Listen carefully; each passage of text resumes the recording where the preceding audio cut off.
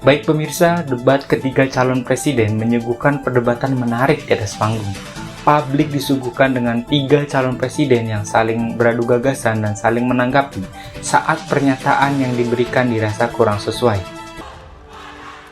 Debat ketiga calon presiden yang digelar Komisi Pemilihan Umum menampilkan 3 bakal calon presiden yakni nomor urut 1, 2, dan 3 terkait isu pertahanan, keamanan, hubungan internasional, dan geopolitik yang beradu hebat di panggung debat saat sesi Capres memberikan pertanyaan kepada Capres yang lain. Capres Anies Baswedan mendapatkan giliran pertama untuk bertanya kepada Capres Prabowo Subianto. Terima kasih. Semakin tinggi jenjang kepemimpinan, semakin luas cakupannya, semakin kompleks organisasinya, maka pemimpin makin mengandalkan pada nilai. Bukan lagi teknis-teknis, tapi makin mengandalkan pada nilai. Itu yang membedakan antara kepemimpinan yang kompleks dengan yang sederhana. Nah, pertanyaan yang ingin saya sampaikan kepada Bapak adalah apa hubungan antara standar etika seorang pemimpin negara dengan kemampuannya dalam menjaga pertahanan, keamanan, dan kedaulatan negara. Terima kasih. Lantas Prabowo Subianto memaparkan pendapatnya dan menyinggung tentang etika sebagai pemimpin. Memang kepemimpinan itu butuh nilai. Nilai-nilai yang sangat fundamental. Pertama, nilai adalah cinta tanah air. Kedua, kejujuran. Ketiga, kebersihan yang Bapak bolak-balik ngomong. Harus memberi contoh. Tidak boleh korupsi dengan bentuk apapun. Jadi saya sependapat harus ada kepemimpinan berdasarkan nilai, ya. Jadi hubungan dengan etik benar, ya kita harus beretik dengan benar, ya jujur. Apa yang kita katakan itu ya yang ada di hati kita. Jangan lain di mulut, lain di hati. Dan harus cinta tanah air. Pertahanan ini sakral bagi kita. Ini menyangkut keselamatan kita. Jangan karena ambisi pribadi kita menghasut dan menyesatkan rakyat.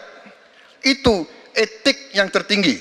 Itu harus. Anies lalu menanggapi jawaban Prabowo dan menjelaskan mengenai keputusan etika. Bertempur ada korban nyawa. Ketika dikatakan bahwa standar etika yang dipegang adalah tinggi, memang menjadi presiden, panglima tertinggi harus memiliki standar etika yang amat tinggi.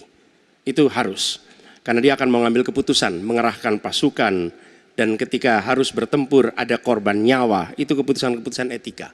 Tapi dalam kenyataannya Pak, ketika Bapak memimpin di Kementerian Pertahanan, banyak orang dalam pengadaan alutsista, PT Teknologi Militer Indonesia, Indonesia Defense Security, lalu orang dalam pengelolaan food estate, lalu ada kejadian-kejadian di mana kita semua menyaksikan, ketika ada pelanggaran etika dan Bapak tetap jalan terus dengan cawapres yang melanggar etika.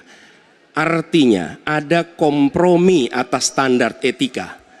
Standar etika ini fakta. Dan kemudian dalam pidato Bapak mengolok-olok tentang pentingnya etika. Saya tidak tega untuk mengulanginya. Pertanyaannya, apa penjelasan Pak Prabowo soal itu semua? Sebagai seorang Menteri Pertahanan, Prabowo menjelaskan lagi akan argumentasinya. Saudara-saudara, semua data yang saudara ungkapkan itu keliru semua. Jadi saya bersedia kita duduk, kita buka-bukaan, ya. Mau bicara food estate, mau bicara apa PT Teknologi Militer Indonesia, kita buka, iya kan? Jadi di mana masalahnya? Nah, saudara bicara etik, ya kan? Saya tuh keberatan karena saya menilai, maaf ya, karena Anda desak saya terus terang aja saya menilai Anda tidak pantas bicara soal etik. Selain beradu pendapat dengan Anies, Prabowo juga beradu pikir dengan Ganjar terkait data pertahanan yang diperoleh. Pak Prabowo, saya senang sekali Bapak memantik saya, data saya tidak benar. Silakan bantah data saya hari ini, Pak. Dan saya izinkan kalau ada staf mau bantu, silakan berdiri di sebelahnya. Izinkan. Pak, Global Peace Index kita menurut sumber Institute for Economic and Peace kita turun, Pak. Kalau mau di close up boleh. Silakan. Saya bawakan ini dari rumah. Mari kita bicara data yang benar. Iya, jadi begini, yang Bapak ungkapkan itu, saya bisa bantah, waktunya tidak cukup. Saya siap berjumpa dengan Bapak, mari kita bahas satu persatu akan saya buktikan. Saya butuh hari ini, Pak. Nggak bisa, saya tidak dikasih waktu. Jadi Anda tidak fair. Anda minta saya kasih penjelasan yang begitu rumit, tapi waktu saya terbatas. Jadi saya transparan, saudara. Dan yang saya katakan, kalau kita bicara MEF itu mulai dari berapa periode yang lalu. Ya, kalau kita mau buka-bukaan, Menteri Pertahanan sebelum saya, apakah tidak juga berpengaruh?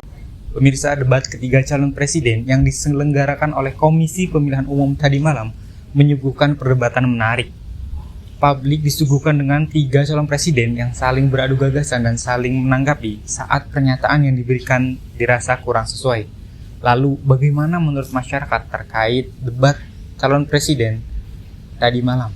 Baik, sebelumnya saya berbicara dengan Bapak siapa? Dengan Bapak Yuda. Oh baik Bapak Yuda, bagaimana sih tanggapan Bapak terkait debat calon presiden tadi malam? Cukup panas saya bilang, tapi alangkah baiknya tuh para capres yang berdebat mendahulukan etika dalam melakukan perdebatan.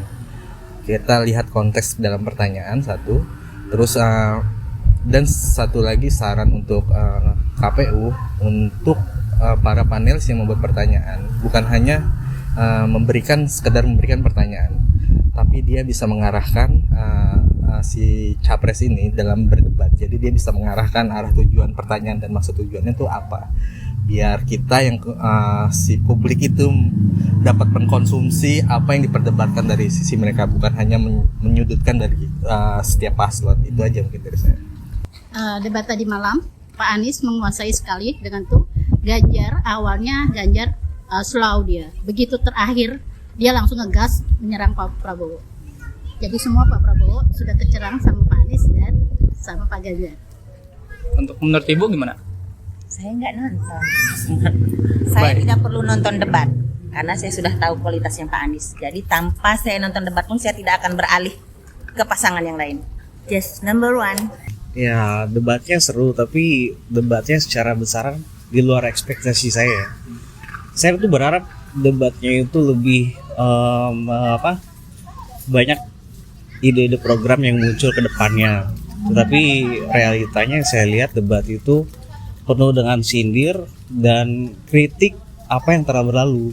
Jadi nilai-nilai debat itu saya rasa nggak ada gitu. Goalnya dari debat sendiri nggak ada. Yang ada hanya kritik, saling kritik dan saling sindir yang telah dikerjakan yang sudah berlalu. Mestinya debat itu memperdebatkan ide-ide dan program yang akan mereka jalankan ketika nanti mereka menjabat.